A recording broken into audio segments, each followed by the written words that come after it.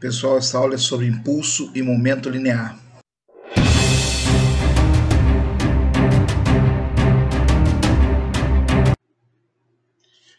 Bom, o que vem a ser um impulso de uma força, né? É o produto da força pelo intervalo de tempo de sua ação. Ou seja, a força, né, atuando sobre um certo corpo durante um certo tempo, ela produz o chamado impulso. Cuidado que esse ΔT aí é o tempo de interação da força com o corpo, tudo bem?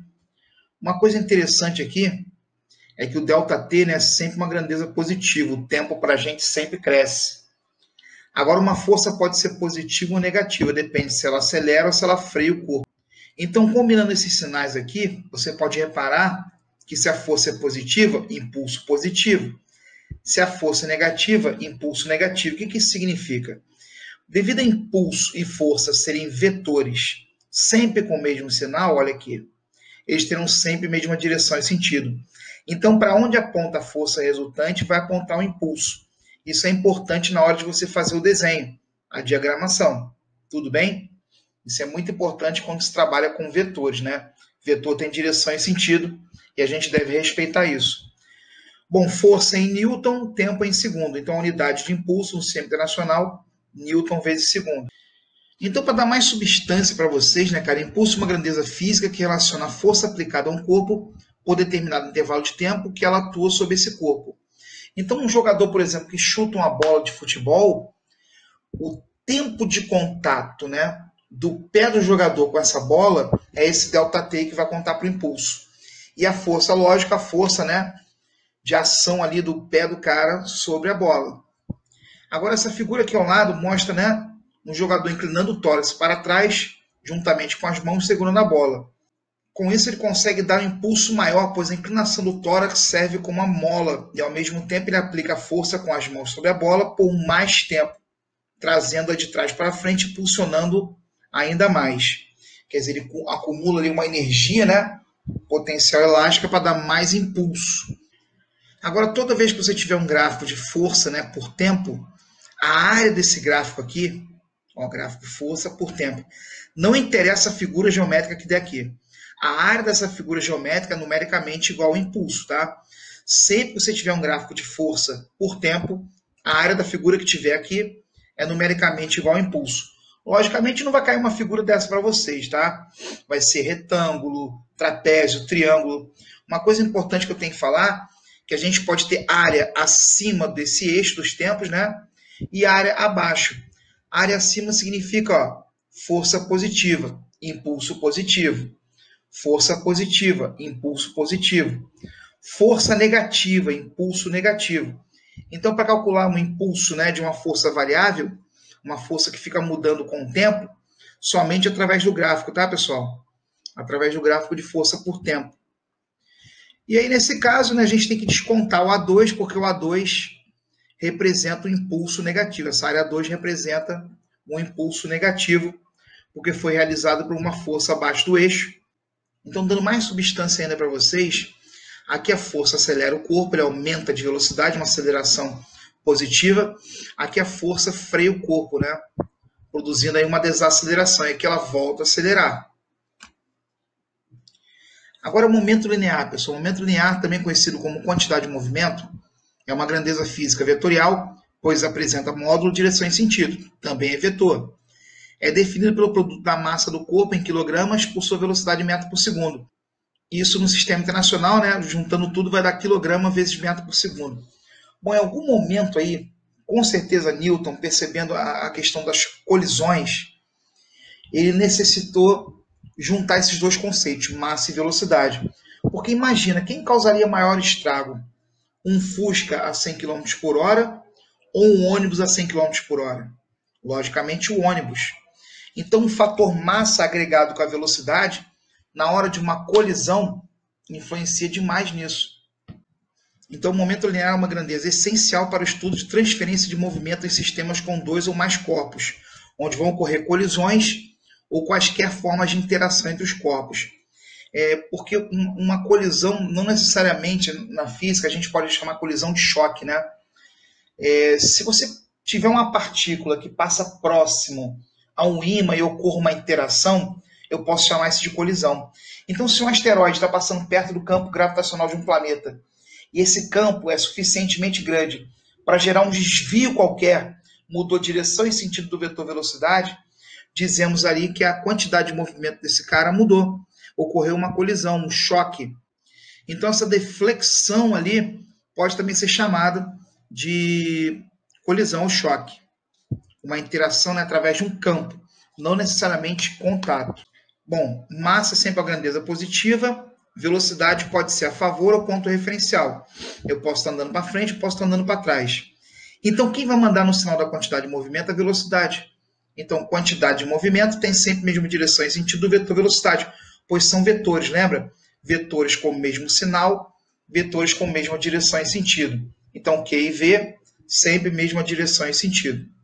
Um exemplozinho, pessoal, para a gente fazer uma comparação rapidinha, tá? Um corpo de 1 kg é abandonado de uma altura de 80 metros do solo, né? Eu quero saber com que velocidade ele chega lá embaixo. Vamos lá, usando Torricelli, fica tranquilo, né? O V0 é 0, então já cortei a equação. Substituindo, pessoal, 2 vezes 10 vezes 80, que é a altura, né? Isso aqui vai dar 800, 1.600, raiz quadrada, 40 metros por segundo. Fazendo a quantidade de movimento ao momento linear, 1 kg vezes 40, 40 kg vezes metro por segundo. Agora um projétil de massa 0,05 kg, um projétil de apenas 50 gramas, porém com velocidade de 800 metros por segundo. Isso aí seria um projétil de rifle, fuzil, né? Uma velocidade bem alta. Então tá aí, galera, ó, a quantidade de movimento 0,05 vezes 800 também dá 40 kg vezes metro por segundo. Quer dizer, um cara de 1 kg, ele pode ser comparado na hora de uma colisão a alguém de apenas 50 gramas, porque depende da velocidade, da energia que esse cara carrega na hora da colisão. E eu posso expressar isso através do momento linear. Galera, agora muito importante tá o teorema do impulso. Na verdade, a segunda lei de Newton veio daqui, tá? Presta atenção, força resultante, massa vezes aceleração. Segunda lei de Newton, novidade nenhuma. Aceleração, ΔV sobre ΔT. Vou substituir aqui, ó. No lugar de aceleração, ΔV sobre ΔT. Jogando ΔT para cá, fica força resultante vezes tempo.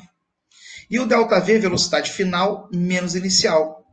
Tudo bem? Multiplicando a massa, mv final menos mv inicial. Esse F∆T é o nosso querido impulso, lembra? E mv, pessoal, é a quantidade de movimento, olha só. Então aqui eu tenho mv final, mv inicial. Quantidade de movimento final, quantidade de movimento inicial.